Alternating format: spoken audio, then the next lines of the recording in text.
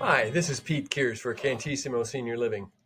Cantissimo Senior Living was created to provide education, community, and services to the senior living market. We understand the anxiety in choosing a senior lifestyle. We're trusted advisors providing free information resources in simple, straightforward language to help individuals discover vibrant, worry-free lifestyles. Check us out at cantissimoseniorliving.com. Cantissimo Senior Living, experience beyond measure. This is the third in a series about traveling for the 55 plus crowd. Once you clarify why you'd want to travel, as we discussed in a prior video, the question now becomes, where will I go? The following comparisons are in no certain order, but once you've decided on one versus the other, then the choice of where to go will come into focus. First, domestic versus international. Despite deciding between a domestic or an international trip often pivots on cost and ease of travel. It's just easier to travel in your own country, where culture, language, and currency and many other attributes are the same as in your hometown. Also, since you're aware of more options for such things as transportation and overnight accommodations, domestic travel will probably cost less. If the above is true for domestic travel, why would anyone want to have an international trip? For most people, the answer is because it's not home. International travelers seek something different than what's in their own backyard. There are sites, activities, and cultural attributes that they just are not available on a domestic trip. For example, if you want to see the Eiffel Tower, you need to go to France. And you also need to be willing to pay the cost for getting to France. That being said, here are some comparisons between domestic versus international travel. Travel documents. For domestic travel, you don't need a passport or other travel document, although during COVID, proof of vaccination was required in many cases. For international travel, a passport along with visa and your vaccination certificates usually are pretty much required. Then there's cost. Domestic travel is probably going to cost less, and international be more, but sometimes currency value differences can make some international travel destinations more affordable than you think. Then there's transportation. How do you get there? Well, if it's a domestic travel, you can drive your own vehicle. That's an option you can't use, though, in most cases for international travel. It's more likely you'll use air travel. And then once you get there, there's a lot of different options that might be depending on the country. For instance, in Europe, trains are a great way to travel between countries. Then there's the language barrier. Depending on where you're going, international travel may have some language barriers, whereas domestic travel, that's usually not a problem. Then there's cultural differences. Domestic travel, it's familiar culture, but you may be wanting to do some international traveling because there are new things to learn about other cultures. But this can also not only be rewarding, but it can be stressful too, because it's so different from what you're experienced at home. Then there's places to visit. Well, there's lots of places to visit in both places, international and at home. So really, they're pretty even on that case situation. But the international travel, as I mentioned before, will have some places you really can't get to in your own country. And then there's reservations. Making reservations should be easier in your own country.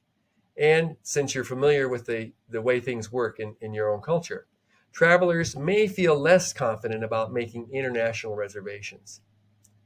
Then there comes down to, should you have a do-it-yourself vacation for planning or use a travel agency? Do-it-yourself traveling is more feasible at home because you're, again, familiar with the culture. But for international travel, your lack of knowledge and the distance away from home may make it a better choice for using a travel agency. Then there's trip length. If you're a domestic traveler, you're probably going to have a variety of options for making shorter trips.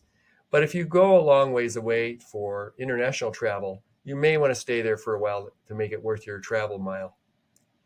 And then there's communications. When you're at home, you can use your own cell phone and those kind of communication services. Whereas when you do travel overseas, you may need to make some special arrangements for mobile phone use.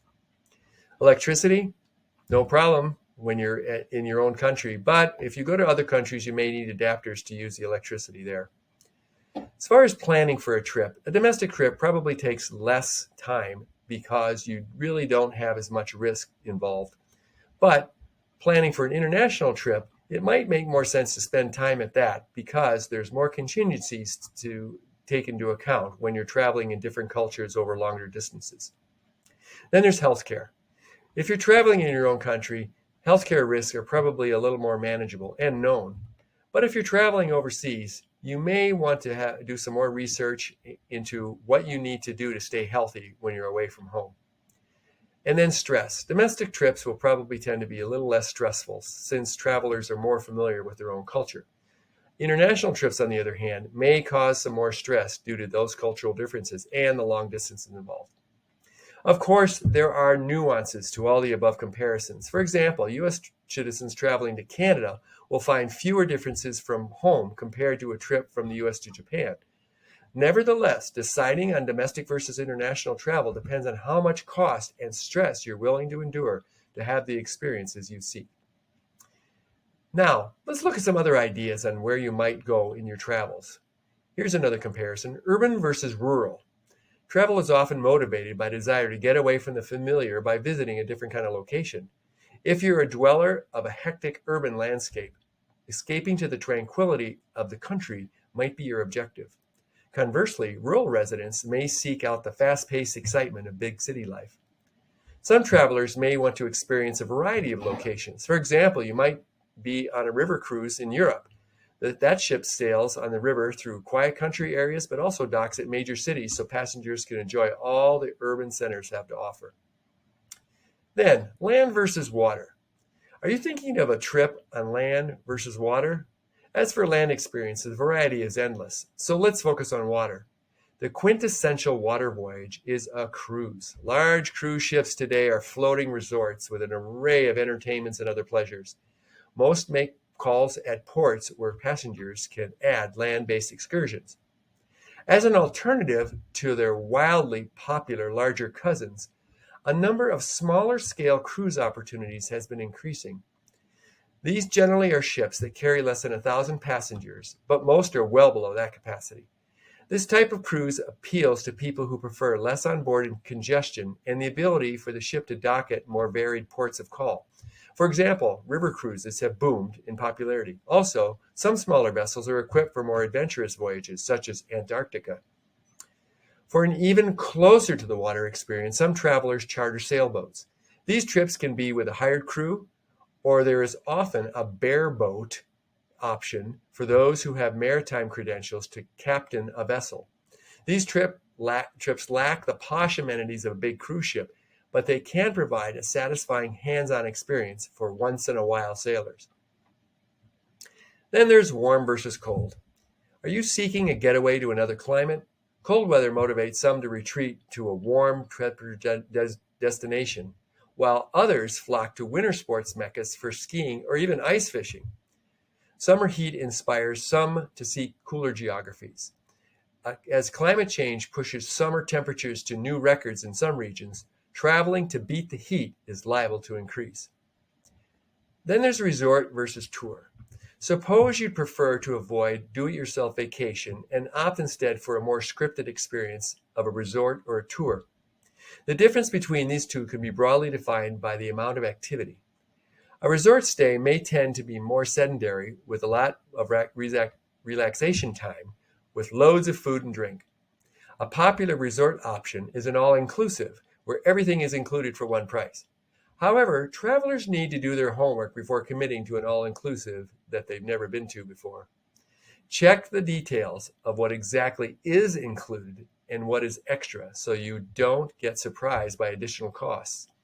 Also, some all-inclusives cut corners on the quality of food, beverages, and amenities. To avoid disappointment, check out the online reviews so that you know what to expect. On the other hand, a tour suggests movement from place to place. The transportation modes differ among tours depending on how much physical exertion is required. You could choose a luxury coach tour where you merely need to get on and off the bus, or opt for something more vigorous like a bike tour. Deciding on where to go may be easy for some who have a bucket list of places they want to visit. On the other hand, if that list is long, it may be difficult to pick the next best place. Knowing your priorities about location will help narrow down the list so that you can choose a great location for your travel experience. In the rest of this video series, we'll cover more things to think about as you plan your next travel adventure. The videos can be found at www.cantissimoseniorliving.com/videos. This is Pete Kears for Cantissimo Senior Living. Talk to you next time.